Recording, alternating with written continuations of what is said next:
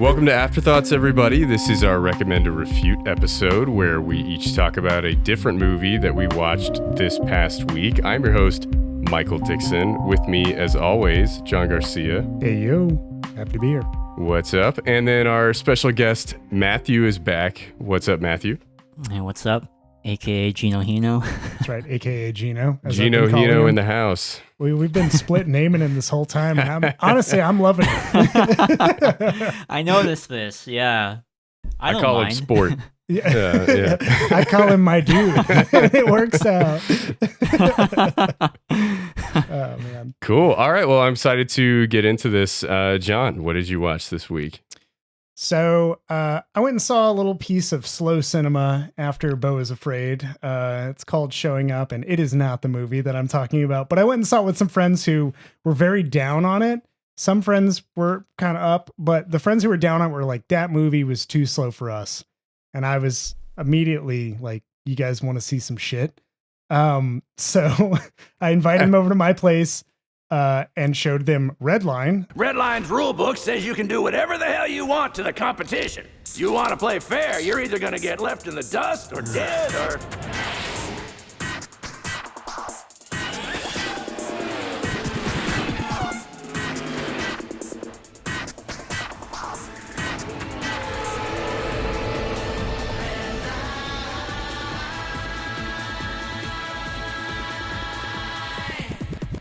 Directed by Takeshi Koike. It's a 2009 animated feature. Wait, so you watched Beau is Afraid, Showing Up, and Redline all in the same day? That is some fucking whiplash. Yeah, man. yeah, no, definitely. That's how it goes. Okay. Some stamina right there. Got your peaks and your valleys of time, I should say, not quality necessarily. I invited them over and I pitched them on it. I was like, look, this is like the animated Fast and the Furious. It's got 100,000 hand animated frames in it. They're just beautifully rendered. Would you say that it's about family? It is about family at the end of the day and winning a race. Nice. Actually, according to the end screen of the movie, it's about love, but it's close enough. What about product placement? Was there a product? Are there placement Coronas in the movie? There's not a Corona, but there is a Trans Am that's in the movie. Like, is the only car that seems to be recognizable, and everything else is a spaceship or some shit. Okay. But if you're like a fan of wacky racers and the Wachowskis' Speed Racer was a bit too much for you, Boo. This movie is going to be a little more palatable, I would say, and deliver the same kind of like high pressure, high action thrills that that other movie Speed Racer was trying to deliver on. But this time they're all beautifully rendered and drawn and colored, and it just has this like liquid vibe to it. When any of the characters are racing, the cars like stretch and distort in a way that really gives you this heart pumping sense of speed. And I've always told everybody that this movie is the equivalent of visual cocaine, because when I watched it the first time, it was like a Thursday night, and this was like way before we had a podcast. We watched it as part of a movie club. Mm-hmm. And I just remember I put it on at 11 o'clock at night. And that was the wrong choice, because when the credits rolled at 12:30, fucking jacked. I could not sleep. I had to like run like circles in my house and like do push-ups. And I was just like, I got to work off all this adrenaline from how absurd it is. And whenever Fast 9 got delayed because of the pandemic, some buddies of mine were like, man, we're not going to get to see anything that's cool and has racing in it. Yeah. And I was like, I got something for you too. So this is like the Mary Poppins of fucking speed racing good times, where it could just drop into your life and you're like, I never knew that I needed this. And then it leaves just as fast. And you're like, I feel better just for knowing it. That's my recommendation. Redline. Nice. Yeah, I did watch this, not with you, but at the same time as you a couple years ago, and thoroughly enjoyed it. It's just absolute batshit crazy. Like if they animated Fast and the Furious, kind of what it would be like, even more over the top than those movies. There's a weird like nuclear creature called Funky Boy. There's like all this crazy shit in it that's a ton of fun. And yeah, I loved it. Is there anything that like new that you picked up this time that you appreciated? Really, it's way more just the visual appreciation. I love seeing some of the frame stretch and some of the animations that are really subtle. Like there's a character talking to The main character's name is Sweet JP. That's just his full name. Everybody calls him that. And he's kind of a greaser type who has a pompadour and a switchblade comb, just a real badass. And he's talking at one point to his engineering manager who, or like the guy who's overseeing his car being put together, the engineer he has. And he is like, I need to be able to pop like 3 caps of nitro in this thing. And the guy's like, 3 caps. And immediately his like face shield drops onto his face and he brings it back up with one hand. He has 4 hands, which like, that's just an artistic challenge in its own. Like drawing hands is fucking hard as shit. And these artists want to apparently suffer and just challenge themselves. So I started noticing more of those things. Like it's a scene where a character just like spews beer all over the screen and every droplet is like lovingly arced and drawn in that way. And just that amount of detail put into something, they're constantly like the animators. I haven't seen a movie that made me pray for the hands of artists since like Who Framed Roger Rabbit or even I guess like The Thief and the Cobbler to an extent, just for Richard Williams's hands. But yeah, like it's just beautiful. And it's one of those where you don't think about how smooth everything is until you really start watching it again and again with your friends, and you'll see these things and be like, holy shit, they really didn't have to animate that much, but they did. They went all in.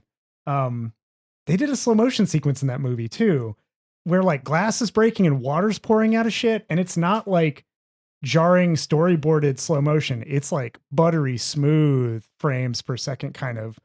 This is insane for somebody to animate slow motion. So yeah, that's what I picked up this time around. I was like, holy fuck, this is just great. Yeah. Nice. I saw this like 10 years ago, I think, and I haven't seen it since, but what still is present in my memory is like, one is the soundtrack, and the second one is just the actual sound effects. First, the soundtrack is just so catchy. Like, the film is already like really fast paced, but the soundtrack adds like the second layer and just like celebrates everything even more. And then the sound effects, I recall just like the revving of the engine, just like as the title is implying, the redlining of the cars. Like it's so high adrenaline, and even like since I haven't seen it for a while, but that's still like is so like present and so like intensely felt, even though it's been so long now. Did you guys enjoy the soundtrack as well? And what did you think of the sound? I know that it's funny because I was reading through some reviews and some people hated that it had this EDM style soundtrack, but it creates that same kind of heart pumping, thrilling energy that like, I don't know. The only other score I can really remember that taps into like my heartbeats was like Dunkirk's soundtrack has a certain attunement to it where it's just like dum, dum, dum, and you kind of pick up that same subconscious rhythm. And this has that like thumping bass and the engine's roaring, and it really resonates in that way where I'm like, holy fuck, how could this get any more crazy? And it constantly raising those stakes at the same time that the score is elevating, like always. And then it'll cut to like moments where there's no score and everybody's just talking about the politics of these racers racing illegally on a fascist world called Robo World. And even that, it gives you just a tiny respite. And then immediately it's back to like the, and everybody's just fucking like going hard into the street. Like at one point, somebody's car just fucking flips upside down and starts spinning and skipping across water. And that's how they just drive. It's like, what the fuck is happening at any point in this movie? So good. The main thing I remember from Redline is when Vin Diesel was like, I don't have friends. I got family. I would love to see a fast crossover with this. It would just be amazing. I don't think Vin Diesel knows it's a thing. I think we needed to send him a copy or something. Like, Vin, you got to get on this, man. Fast and Furious 11 is animated. Yeah, that would, dude, if they set that up with like a 5-minute intro where he goes so fast, he rips a hole into another dimension and then he's suddenly animated. That's the Space Jam 2 we deserved. Yeah. John, with like both times you saw it, did you see them both with like the English dub or the Japanese dub? I've done both. I've actually seen it, I guess, 5 times now. And it's one of those where the English dub is good enough for what the movie is that I can watch that just as well as I can the subs. in some instances, I prefer watching the English dub for this particular movie, but I'm usually a subs guy. So yeah, I would say they balance out pretty well. Right, There's some same stuff here. that's like, I think probably doesn't translate the same way. But it works out because at the end, all that matters is the visuals and the racing. There's not as much of a, you need to hear this certain line delivered this way from this character. Like, for instance, there's a scene Yeah. where Cherry Boy Hunter is the name of the character. Sonashi McLaren, that's her full name, which is great. She's in like She's a hunting for bar? boy cherries. Yes, that's right. Yeah. Watch out, Bo. No. Yeah, so she's in like a diner and JP approaches her, and the English dub has a really awkward line delivery where she gives a pause and starts thinking about her life and her dad and how much he loved cars, and then she goes, "Guess what? You can go." And it like lands so flat and there's no in between pause for it to make any sense on the English side. And I feel like in the Japanese, it resonates way more. It makes a lot more sense the way that she's saying it. So there's a bit of that, but doesn't detract from how high octane everything gets and how absurd it all is. So yeah. Right. Cool. Cool. All right. Mathew, what do you have for us? Sure. So my pick, I am kind of cheating here because I saw this a couple months ago. It's the documentary to All About Lily Chou Chou, which is called All About Lily Chou Chou. Take 3. In 2001, Sunji Iwai gave audiences a reflective glimpse of adolescent hardships in the budding era of online connectivity with All About Lily Chou Chou. Now, join him as he examines the origins of the story, the film's production, and the fictional pop idol at the center of it, in his all-encompassing documentary, All About Lily Chou Chou.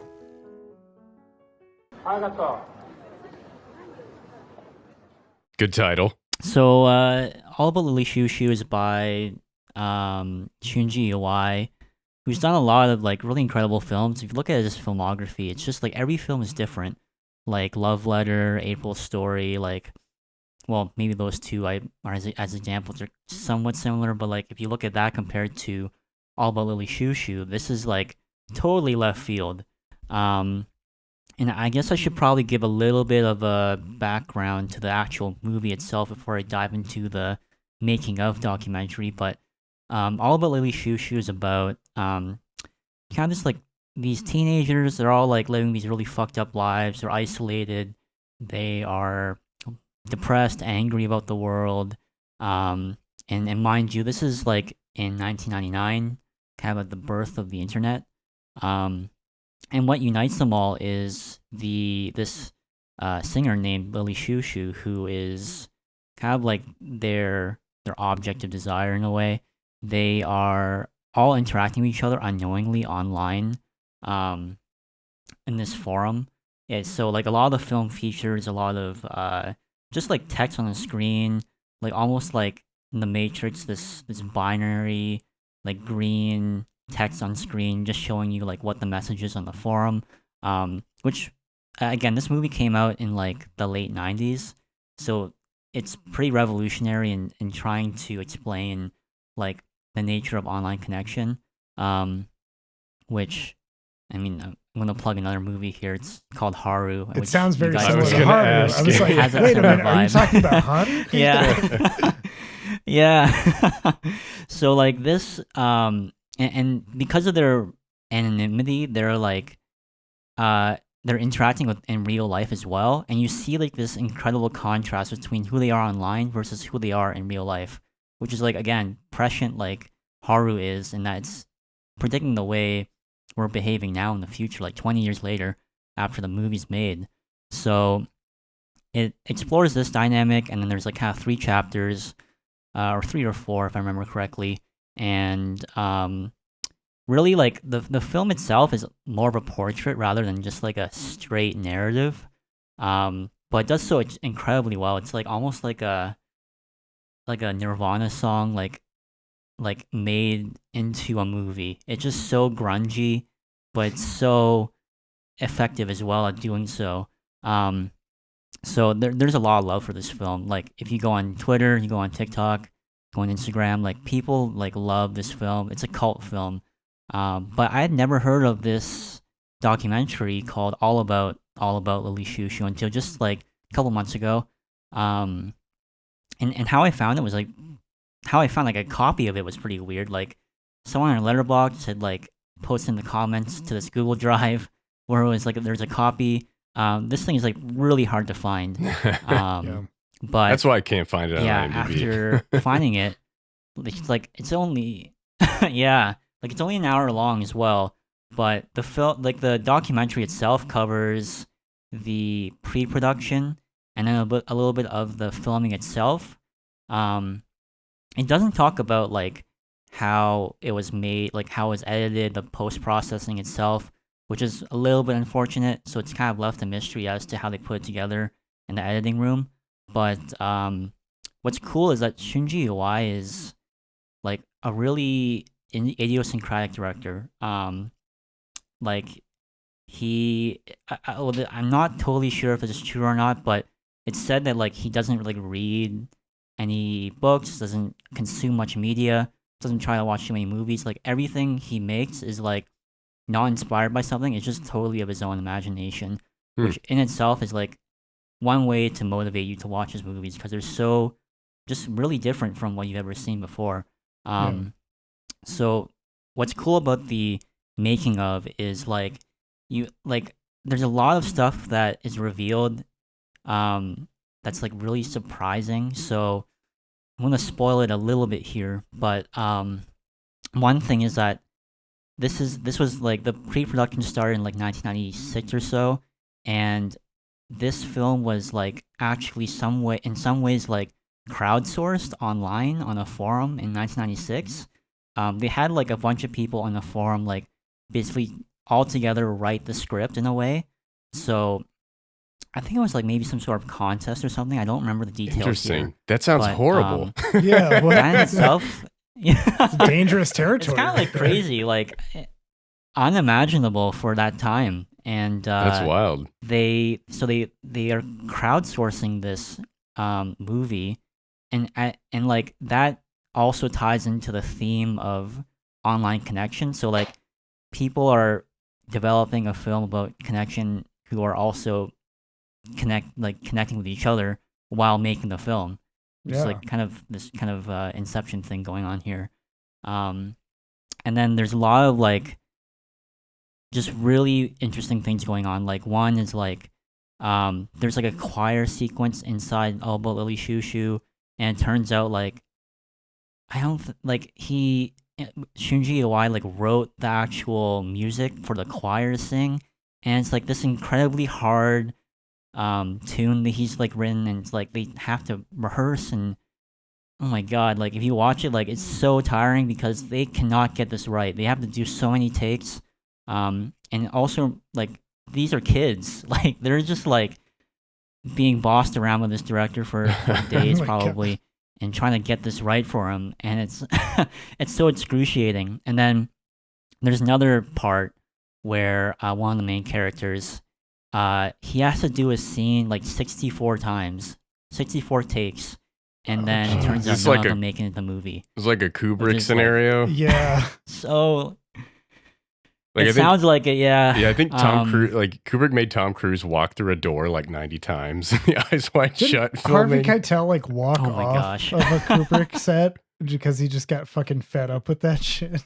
I don't know. I'm pretty sure Harvey Keitel said he fucking quit. He was like, I'm done with this. I'm pretty sure he's not in any Kubrick movies, so maybe. he was gonna be. can imagine. But yeah. Anyways, go on. And yeah, like and then there's like kind of getting the perspective of the actors themselves in this film is quite interesting because it seems like some of them are just so like into the role. Like there's like a scene where they're talking about like the last filming day for some of them, and they were just like bursting out in tears, and like how just all that emotion that's pent up from playing those characters just like finally there's like a release valve. So that was just like awesome, like very interesting to see. And then the last thing I'll mention here is that somehow like Hideaki Anno makes an appearance. He's like the creator of Evangelion. And I think a couple really famous directors showed up on one of the filming days, which is like this, and kind of like if a lot of people probably seen this picture of um, who is it? It's like Choi Min Sik from Old Boy appearing on set of um, what was that film?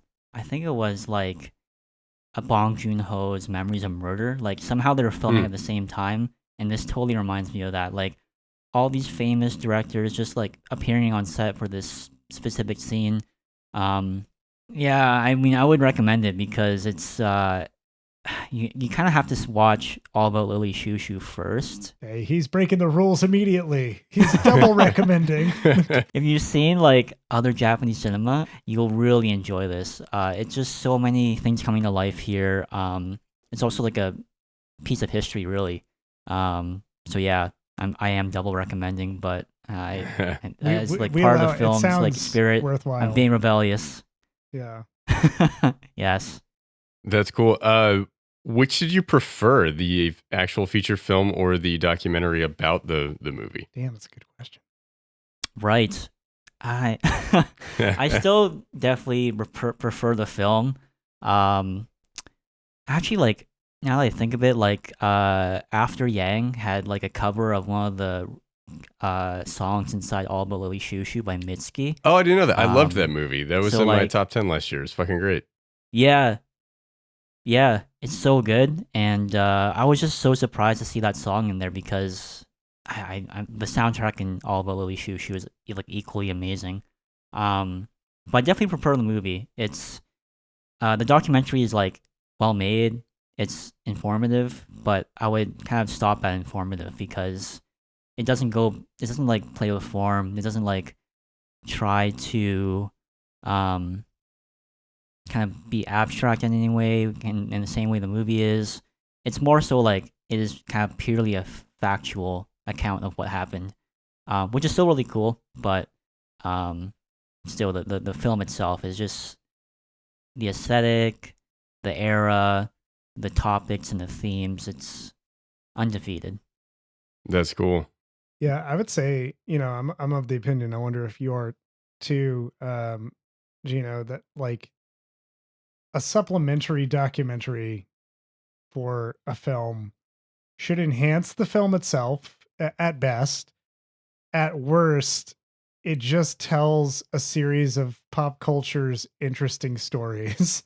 And it sounds like this one tells the struggles and the strife of the production, and it would be something that enhances the actual movie, like when you're watching it, because now you keep track of at least two trains of thought, which is, holy shit, they had to go through all of this for these particular scenes. But the other thing is like the actual emotional experience the film conjures in you. And this sounds like a fucking great documentary for that.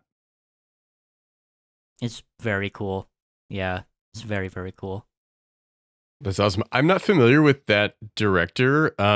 If I were to seek him out and try to watch some of his movies, what do you think is a good entry point? It's a very good question because like all his films are so different. He sounds I think fascinating the from what you first said. intro that a lot of people get, yeah, the first intro I think a lot of people get is Love Letter, which is I think from either 1995 or 1996. I'm pretty much pulling this back from Wikipedia, but like it's one of the first Japanese films to appear in Korea, like South Korea, after the ban on Japanese media. And it was like a box office hit.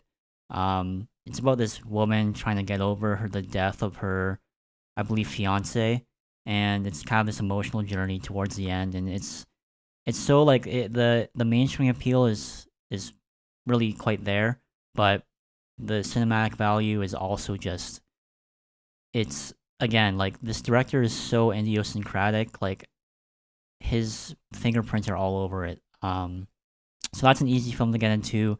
I personally really like April's Story as well. It's kind of like in a way it's kind of like if you imagine like the lo-fi beats for hip hop girl had a life, it's like this would be her life. It's just really chill. She's just beautiful way to like describe starting something. university. Yeah, she's like getting used to life on her own.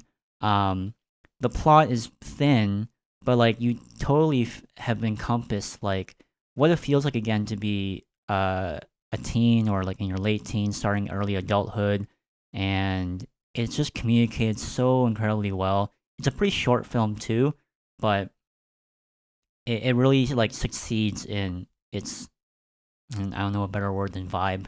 It's just Yeah. vibey. Yeah.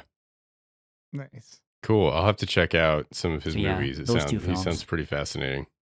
Actually, wait, I will recommend one more. Actually, Oh, Oh, how shit. dare you. Triple recommend. You're here. never coming back. No, I'm just kidding. You're totally welcome back. It's fine. Oh, gosh. Go for I'm it. breaking all the rules. Yeah, you maverick There's renegade. a film called Swallowtail Butterfly, and this is maybe one of his like best films here. It's just about like a bunch of immigrants in Japan, and they're all just trying to get along with each other. Like, what's cool is like this is like a multi-language film. In the same way of like how Drive My Car is dealing with communication, the Swallowtail Butterfly is also trying to understand the universality of connection and how we can break barriers through language and connection.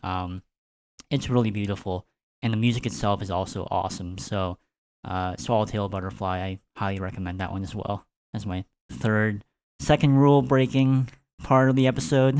We will allow this, Matthew. This is your warning. Noted. And what is this director's name again? Sunji Iwai. Okay, cool. I gotta look down, You got track some down some homework of to his do, my movies. friend. Yeah. You got to go watch all three of those. Recommend. Just me, not you. Yeah, just you. Okay. No, I will. John's got his schlock cabinet I'm- to sift through. I'm going to. I'll be there for it too. Sure. But you're bringing booze. Okay. All right, Dixon, what do you got? Cool. Yeah, so I watched a new movie this week. This is a movie that I saw the trailer and I was like, I'm probably not going to go see that. And then a lot of people kept telling me like, "Oh, have you seen Air yet? Oh, you got to go see Air." And I was just like, why? 1984 has been a tough year. Our sales are down, our growth is down. Sonny, I brought you in here to grow the basketball business. People don't know what the hell a Nike is. What's a Converse? NBA All-Star shoe. There's nothing cool about Nike. You would have to have a pretty compelling pitch. I can tell them the one thing the other companies can't compete with. Our basketball division is terrible. I do not love it. Yeah, so Air, new 2023 movie directed by Ben Affleck, starring Matt Damon, Jason Bateman, Ben Affleck, Viola Davis, Chris Messina. Pretty stacked cast. It's about Nike, and you know, in the 80s, they were a big running shoe brand, but weren't big into basketball. And they had a small basketball division. They were dominated by Converse and Adidas, and they just weren't able to break through until finally they were able to land Michael Jordan as a client of theirs. And I was just like, why would I want to watch a triumphant story about like the plucky marketers who made a bunch of money off the back of Michael Jordan? That seems kind of dumb. Then this past week, again, a lot of people have told me like, oh, you got to go see this movie. This past week, I had a date scheduled on Wednesday and she canceled on me day of because that's where my life is at this point. And I had the evening free and I was like, well, I guess I'll go see a movie. And I was trying to go see Showing Up and I had some other things that I wanted to check out. None of the times really worked out. It's like, fuck it, I'll go see Air. So went to see it. I really liked Matt Damon and Ben Affleck's last collaborative effort, which was The Last Duel. Obviously, that was directed by Ridley Scott, but they both were, they were two of the three screenwriters and they starred in it. I really liked that movie. I was like, yeah, you know what? I'll give it a shot. I'll go see Air, see how it goes. I did like Air. I will recommend it. I think it falls into a lot of the sports movie trope traps where like, you know exactly what's going to happen, right? Like, the underdogs are going to end up triumphing at the end of the movie and signing Michael Jordan and making history and a shitload of money. But I do think the script is good and it establishes some good characters. So Matt Damon plays a like a basketball scout who just loves basketball, and he works for Nike trying to find players for them to sign. So every year when the NBA draft comes around, they're looking at the top rookie prospects, trying to figure out some players to sign to wear Nike shoes out in the NBA and to try to, push up sales because of that. Jason Bateman plays the head of the basketball marketing division. Ben Affleck plays Phil Knight, and he does a pretty good job as Phil Knight. They basically kind of create, they make him as this weird, like, Zen Buddhist guy who is like overly serious, and they do a good job of kind of poking fun at Phil Knight in the movie, which I enjoyed. Damon was really good in it. I thought he put on a bunch of weight for the movie, and I was like, really, this is the role that you're gonna put on a shitload of weight for? This seems weird. Like, this is not, an Oscar type performance or anything like that. But I liked him a lot in the movie. He's a very relatable character that you can really understand and root for.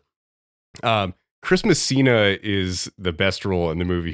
He plays Jordan's agent, and he's just kind of like the prototypical sports agent, like the entourage kind of character who is just every other word is fuck, and he's just yelling on the phone all the time at whoever's calling him. But he just does it so well. I really like Chris Messina. I think he's always really good, and he's not like, he doesn't get a lot of big film roles, but whenever I see him in stuff, I really like him.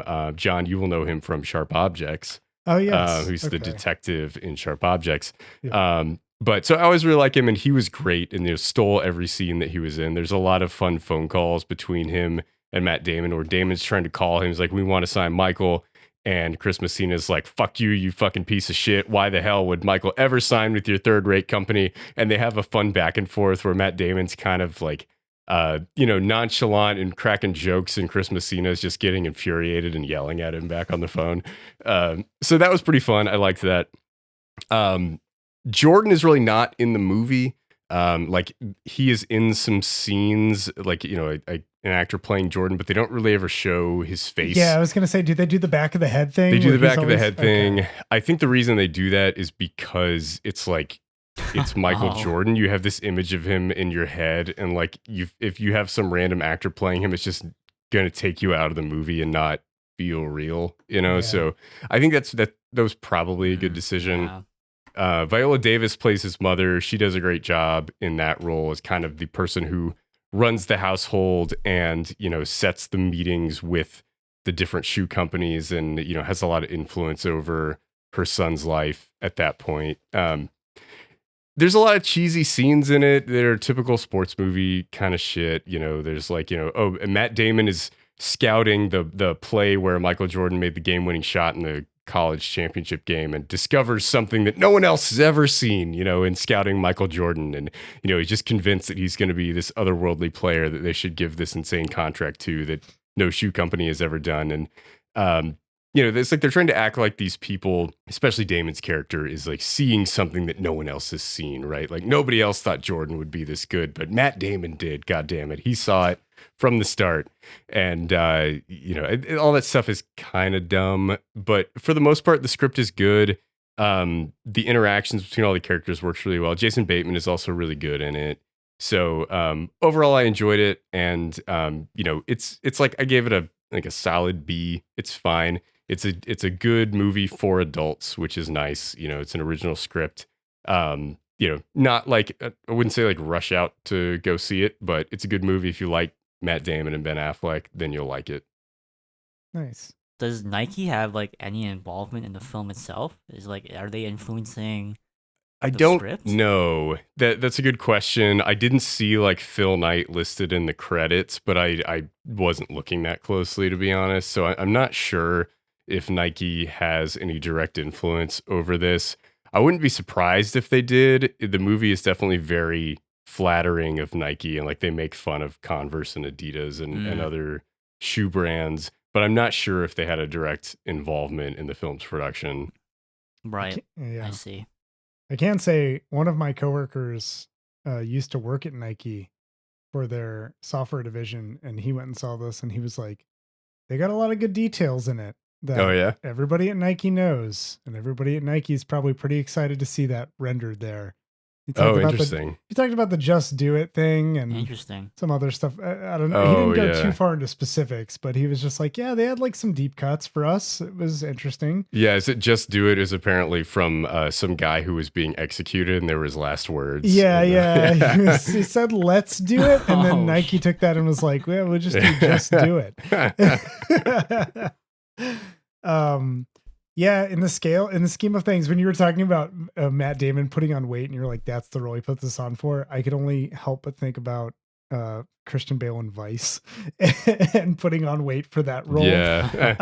I feel like, is this that one was of a those much where- larger degree, but Yes, yeah. yes. Is this one of those where, does it start with like how conventional is it from this perspective of this is a Hollywood movie telling the story that everybody already kind of knows, but then putting a certain flavor into it? Like Ben Affleck is, the director. He's really proud of it. I know I saw some interview where Paul Thomas Anderson gave him like some praise and he was like, oh my God, this could be like my masterpiece. Or he just like ran with that. Yeah. He's super excited to have it out there. But does it follow like the really kind of conventional based on a true story, like at the very beginning or inspired by true events shit? Or does it play with it a little bit more? Is it a little more playful with like? I mean, there's some playful aspects to it. It starts out with an 80s montage, which is a little bit annoying, where it's like they show like a "Where's the beef" ad and shit like that. Okay, yeah. I don't remember it saying inspired by true events or anything like that at the start, but that it very well may have, and I just don't remember that.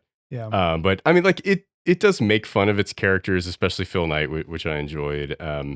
So I don't know. I mean, it's kind of your standard sports movie type plot that's supposed to be inspirational and stuff. But I don't like Affleck is a competent director. I think his movies are good. I've never like loved a Ben Affleck directed movie. I know some people like really love The Town. Like, and the movie's pretty good. I've never I don't love Argo or any of those. Like, they're all decent.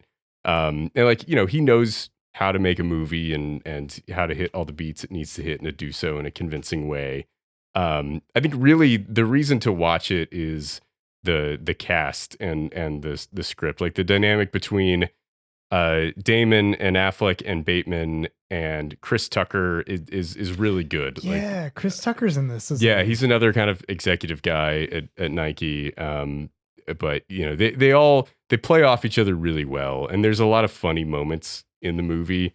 So if you like those actors and you want to see a story about characters that you can kind of care about and get behind, it's worth seeing. Nice. Yeah, I saw some interview with Chris Tucker, and he was talking about being happy to like take this role. How was his performance? He was solid in it, Okay. He didn't have as much to do as the rest of the cast, but he got some good moments. He has some good back and forths with Matt Damon that are pretty solid. Also, the guy who designed the first Air Jordan shoe, that guy is an actor that his name's Mathew Maher. I don't know like what I've seen him from, but I know I've seen him before. It's this guy. Oh my God, I've seen him too. And he's actually really great in the movie. He plays a character. He's like a bald guy who's just obsessed with basketball shoes. And Matt Damon comes in. He's like, "We got a meeting with Michael Jordan in 72 hours. I need you to make me a shoe."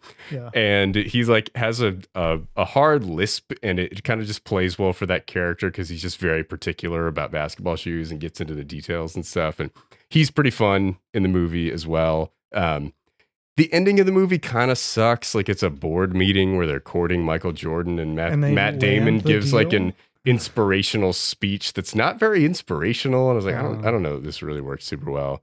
But overall, it's a fun ride. So yeah. Well, you don't want them to do a "Where Are They Now" freeze frame ending. Oh, they do. They definitely do that. Yeah. Why did I predict this?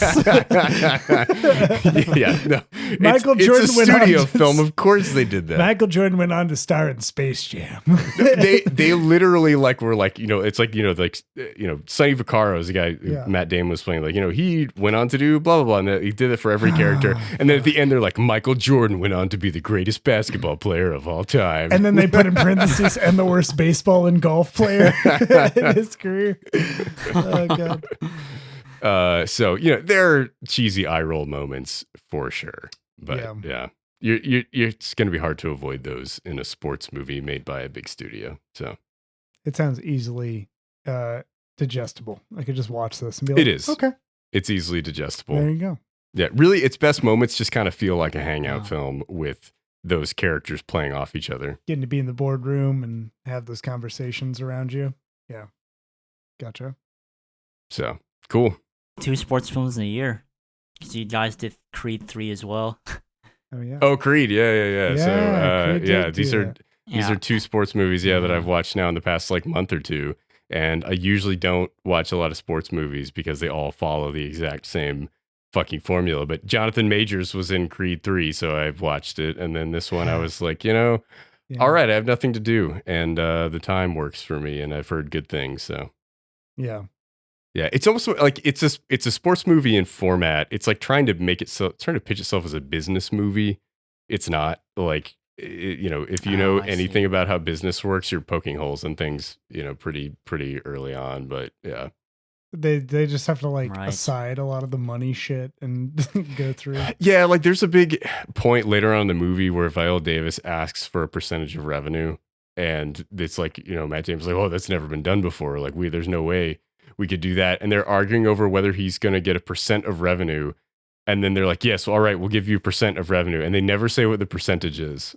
Wait a minute. This is probably proprietary contract. But I have no idea if they're talking about, 20% of sales or 0.1% of sales. It could be anything. I'm like, how much is it? They're acting like this is some monumental decision. I don't know. I don't know the weight of the decision. That I haven't even seen the movie, and already I'm like, you could have done a whole scene where Viola Davis wrote it on a thing and pushed it, do a funny kind of cheeky thing. She pushed a number over, and he's like, we've never done something like this before. And it's like the briefcase in Pulp Fiction. There's just a gold that pours out. Yeah. Ugh. Man. Well, I still want to see it. It sounds interesting. Yeah, it's solid. It is what you think it is. Okay.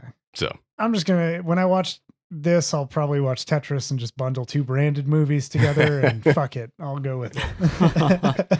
It's in theaters now. It should be on Amazon Prime fairly soon. It's an Amazon Studios movie, so I imagine they won't keep it away for long. Yeah. Sure. We'll take us home, yeah? Cool.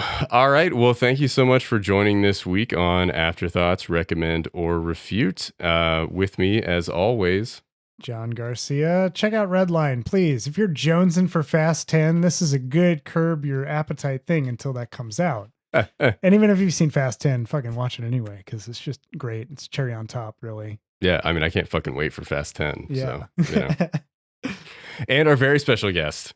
I am Mathew, again, aka Gino Hino, and I definitely recommend All About Lily Chou Chou. Of course, I'm again breaking the rules here, but I'm doing a kind of a double recommend because you kind of need to watch the feature to watch the documentary. But it's so good. It's just so good. You have to watch this movie. It's just like a classic. Nice. I'm excited to check out that directory. Sounds pretty interesting from what you said. So I have been your host, Michael Dixon. Thank you for joining us. We will see you next week.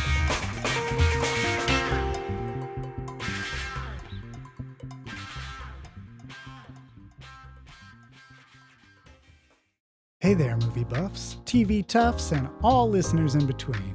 John here from the Afterthoughts podcast. I just wanted to drop in at the end of this episode and say thanks for listening. If you've got afterthoughts of your own to share, hit us up. You can find us on Twitter, Facebook, and Instagram at The Afterpod, or jump into a conversation on our Discord server. You can find info for this and more at theafterpod.transistor.fm. Thanks again for listening, and we'll catch you on the next episode.